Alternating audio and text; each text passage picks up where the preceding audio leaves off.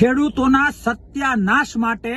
ખેડૂતોને ગુમરાહ કરવા માટે, ખેડૂતોની આંખમાં ધૂળ નાખવા માટે કેજરીવાલ 7 તારીખે ચોટીલા આવી રહ્યા છે।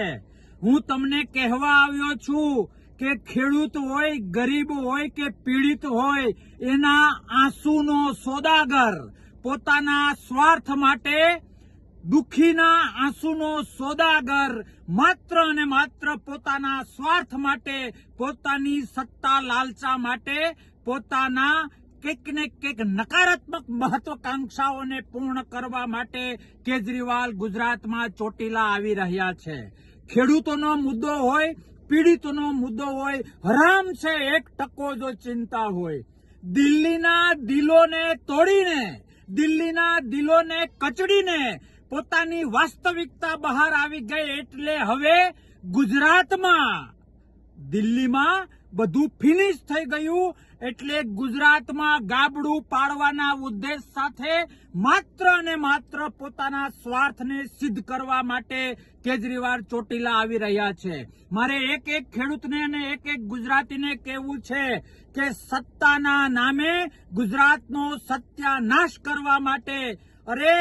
અધર્મ બેઝ ઉપર ધર્મના કપડા પહેરીને પોતાની છાપને ચમકાવવા માટે, અરે ઈમાનદારીના કપડા પહેરીને માત્ર અને માત્ર પોતાના સ્વાર્થ એચીવ કરવા માટે મોટી મોટી કટ્ટરતાની વાતો કરીને, મોટી મોટી જરૂર પડીએ ત્યારે સનાતનનો વિરોધ કરવો, જરૂર પડે ત્યારે દાદા હનુમાનને, દાદા ભોળાનાથને યાદ કરવા, બધું જ આટી ઘૂંટી વાળું એક સિંગલ પોઈન્ટ એજન્ડા, માત્ર એક જ ઉદ્દેશ, પોતાનો સ્વાર્થ સિદ્ધ કરવો। મને પોતાને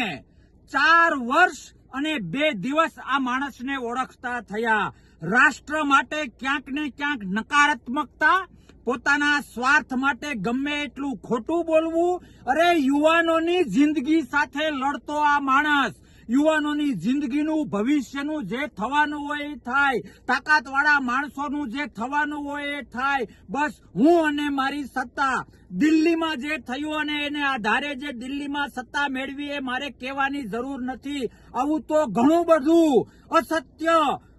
ઢાંકવા માટે સત્યનો ડુપ્લિકેટ આશરો, મારો કહેવાનો મતલબ એ છે કે સત્યના કપડા પહેરીને અસત્ય કરવું, અનીતિ માટે નીતિના કપડા પહેરવા, અધર્મ માટે ધર્મના કપડા પહેરવા, પોતાના સ્વાર્થ માટે ખોટી ખોટી ભવિષ્યની વાતો કરવી, ગુજરાતનો સત્યાનાશ કરવા માટે, ગુજરાતમાં ગાબડું પાડવા માટે, ગુજરાતના પરસેવો પાડનારા